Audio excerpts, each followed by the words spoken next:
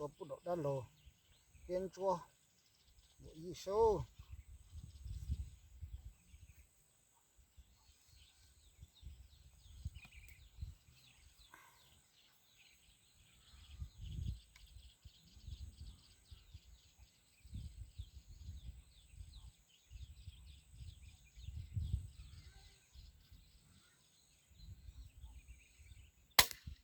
โย่เดี๋ยวเราตัวที่เดียว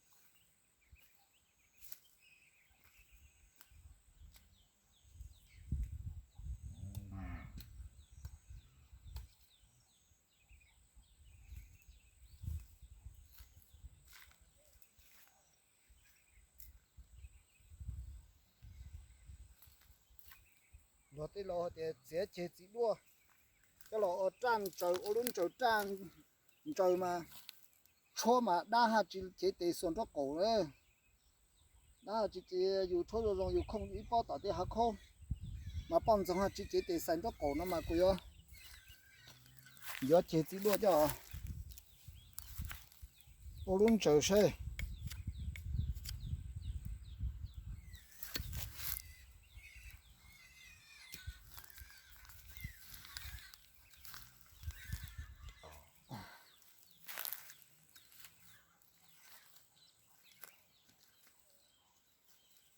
chế tụi chế chỉ đua nó đàn nữa chế chỉ đua nữa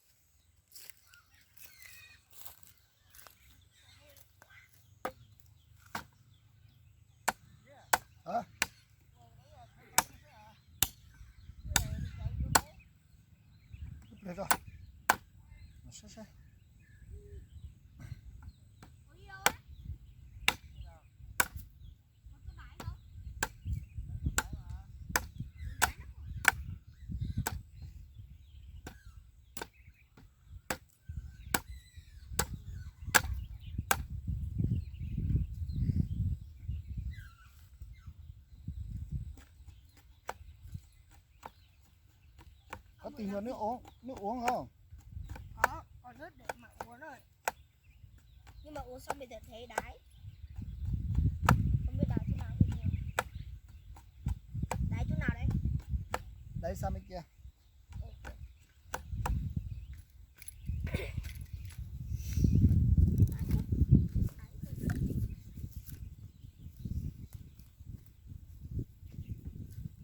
bé ở trang chia trang trở xong不知道些，要了出去不靠些哦。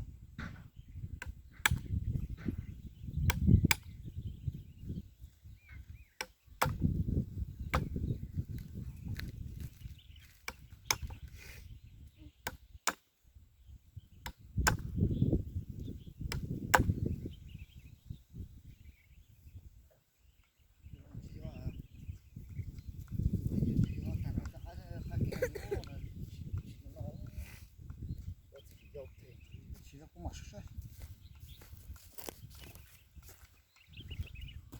cái kia nơi này số tại kia to giờ kế thì con nó cứ thì ngoài còn nữa sẽ là cái số nó thì xuống đâu chạy gì giờ mà đến tàu tàu đấy nha mà đi được tùy cái nha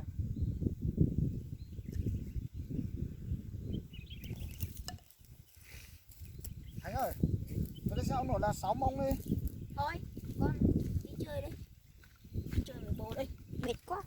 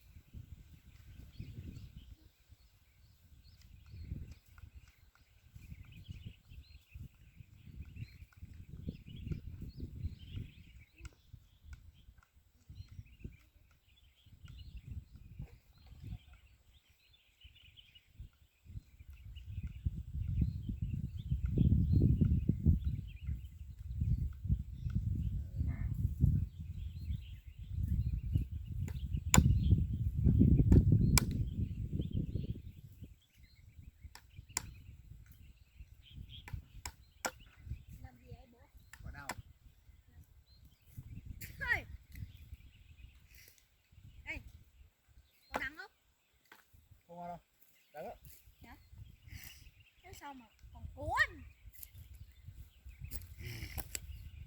đó chỉ dầu chục năm 10 mấy năm rồi đây cái môn thì có gì kia khơi mùa hấp tổ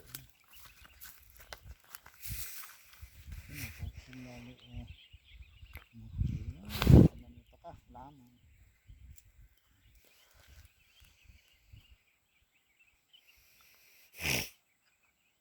Có thấy dài đâu mà làm được sao? Phải dài chứ. Ông nội, phải dài nó mới làm được sáo chứ. còn gì phải tao thì tao tìm gì Ông nội làm gì ấy? 6 mông Vậy kéo dài nữa.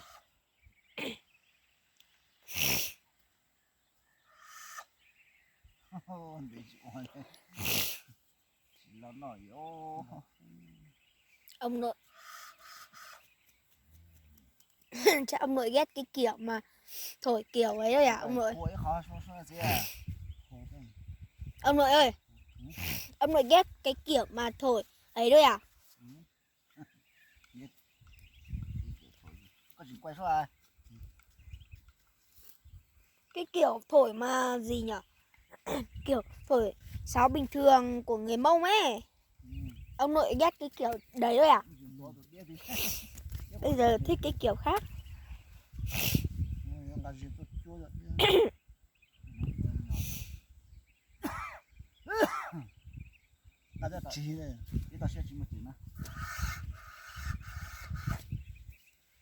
Vẫn chưa được.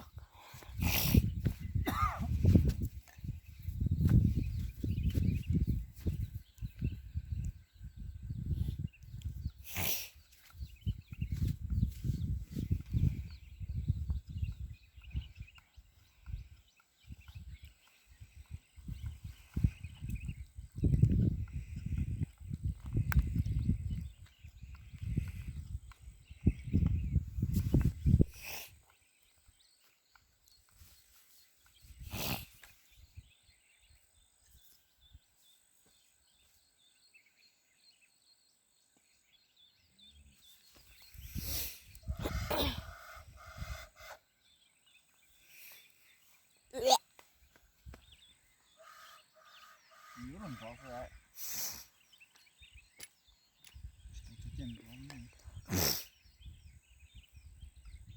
Con chế chứ luôn ha, mong sẽ tỏ áo ấy. Chịu. Bây giờ xuống là xuống đều sẽ. Súng đều á? Hả? Con bảo là nọ kia nọ đều à? Thế thì con nghịch tưởng nọ xị. Nọ đều thì con chơi chứ nọ xị con không chơi đâu. Ơ thổi được rồi kìa. Sắp được.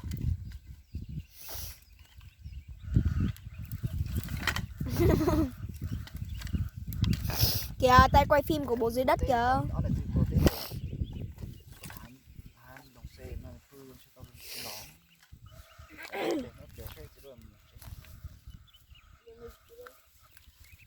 Xong rồi ra cái xe.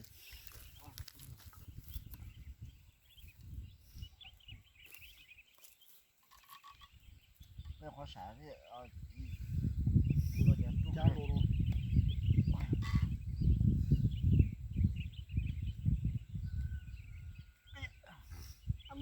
Bố làm gì ấy? À, bố thử bắn à? Nhưng mà xa quá bố có. Nếu như mà xa quá con chạy thẳng xuống dưới kia con nhặt. Bắn ấy. Bố bắn con đi nhặt nhá. Ok. Bắn đi. Cẩn thận nhá.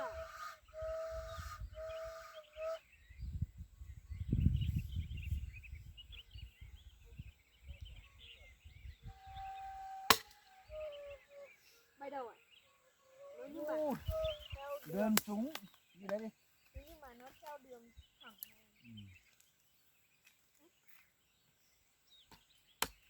Đâu nhỉ? Ê, cái bóng xanh đỏ vàng ấy.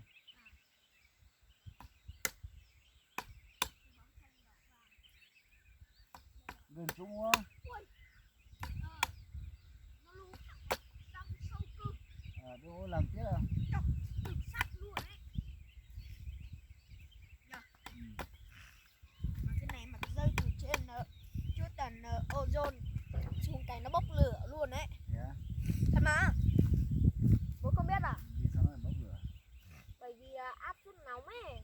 Lại còn nhiều ma sát nữa cơ ấy. Giống như cái máy bay chiến đấu ấy, nó chạy nhanh cực. Này nói chuyện toán, nói chuyện khoa học. Nào, rau đây nhá. Đương nhiên rồi. Con là con thông minh chứ không bằng bố đâu. Nói chuyện khoa học. Máy bay nó cũng thế đâu mà.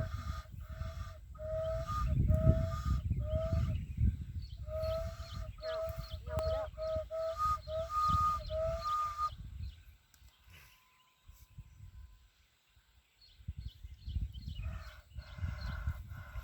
Chạy mạnh lắm.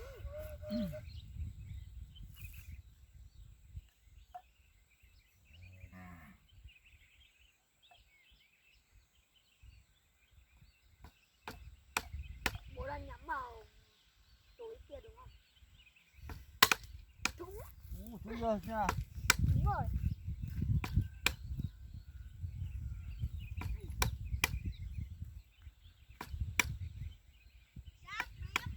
Thật nếp luôn à?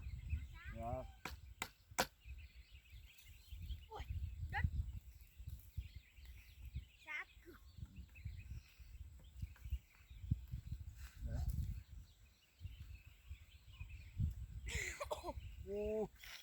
Hỏng hết cái này rồi. Chứng tỏ sắc nhỉ? Nhưng mà hỏng ơi. Cũng đều quá, nó hỏng rồi. Cái này chắc lâu rồi chưa sửa lại nhỉ?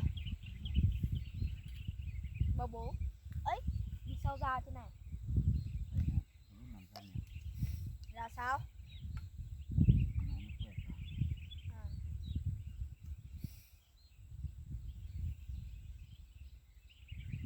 Hay à?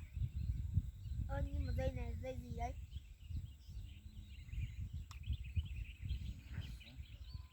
Đấy, dây này cơ. Dây chắc à? Chắc là chỉ phải cân cân. Có măn thì trận mình té. Nhưng mà giật đau lắm. Ôi xua thì ôi sao tôi rồi.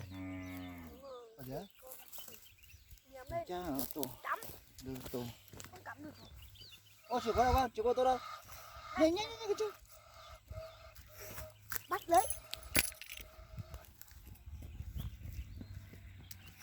Không trúng rồi. Nhớ lên.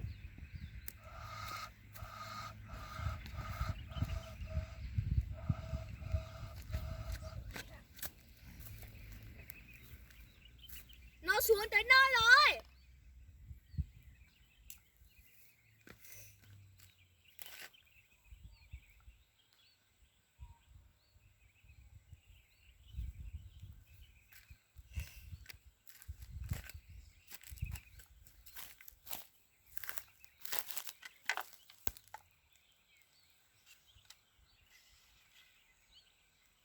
Cái đèn sạc xì. Cái đèn đi cứt.